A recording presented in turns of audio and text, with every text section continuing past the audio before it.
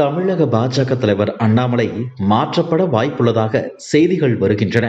இந்த நிலையில் அண்ணாமலையின் மாற்றம் குறித்து பத்திரிகையாளர் ரங்கராஜ் பாண்டே அளித்த ஒரு பேட்டியில் தமிழக பாஜகவின் மாநில தலைவர் தேர்தல் நடக்கப் போவதாக சொல்கிறார்கள். அண்ணாமலை மாநில தலைவராக பதவியேற்ற காலத்தில் இருந்தே அவர் மாற்றப்பட போவதாக பலர் எதிர்பார்க்கிறார்கள். யாராவது டெல்லி சென்றால் அண்ணாமலை மாற்றப்படுகிறார் என்று பேச்சு வரும். அண்ணாமலை லண்டனுக்கு சென்ற போது இதே போல செய்திகள் வந்தன. ராஜா தலைமையில் குழு அமைந்த போதும் இதே போல செய்திகள் வந்தன. இப்படி அடிக்கடி செய்திகள் வருவது வழக்கமாகிவிட்டது. இப்போது மீண்டும் அதே செய்திகள் வருகின்றன. அண்ணாமலையை மாற்றப் போவதாக செய்திகள் வருகின்றன. ஆனால் அதில் உண்மை இல்லை. ஒரு விஷயம்தான் உண்மை. அது தேசிய தலைவர் JP நட்டாவின் மாற்றம். அவர் மத்திய அமைச்சராகிவிட்டார். பாஜகவில் ஒரு தலைவருக்கு ஒரு பதவிதான்.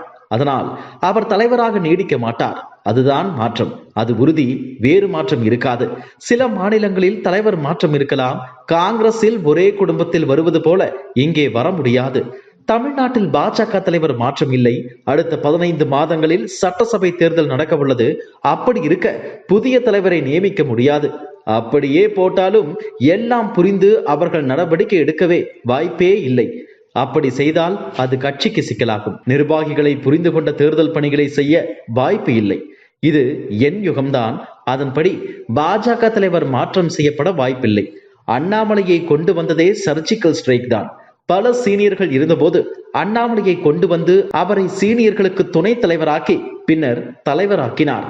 அண்ணாமலைக்கு 2026 ஆண்டு வரை அனுமதி கொடுப்பார்கள். அண்ணாமலை இன்னும் 3 ஆண்டுகள் தலைவராக இல்லை. அவர் முருகனின் தலைவர் பதவியில் பாதி காலத்தை எடுத்துக்கொண்டார். அவர் சுயமாக 3 ஆண்டுகள் தலைவராக இல்லை.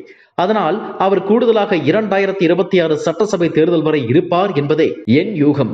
அண்ணாமலையை கொண்டு வந்ததே சர்ஜிக்கல் ஸ்ட்ரைக் தான். அப்படி இருக்க 2026 சட்டசபை தேர்தலுக்கு முன் அவரை மாற்ற வாய்ப்பே இல்லை. பொன்னார் ஏற்கனவே தலைவராகிவிட்டார். தமிழிசை அக்காவிற்கு தரலாம். ஆனால் 2 பேருமே ஏற்கனவே தலைவர் பதவியில் இருந்து விட்டனர். வானதி சீனிவாசன் மட்டுமே மிச்சம் இருக்கிறார்.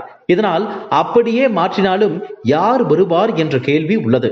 பாஜகவில் போட்டி உள்ளது. போட்டி நல்லதுதான். அதுதான் கட்சி. அப்படித்தான் இருக்க வேண்டும். அதுதான் ஜனநாயகம். அதுதான் பாஜக என்று பத்திரிகையாளர் ரங்கராஜ் பாண்டே தெரிவித்துள்ளார். இதுபோன்ற செய்திகளை மேலும் தெரிந்து கொள்ள எங்களது யூடியூப், Facebook மற்றும் Twitter ஆப்களை சப்ஸ்கிரைப் செய்யவும்.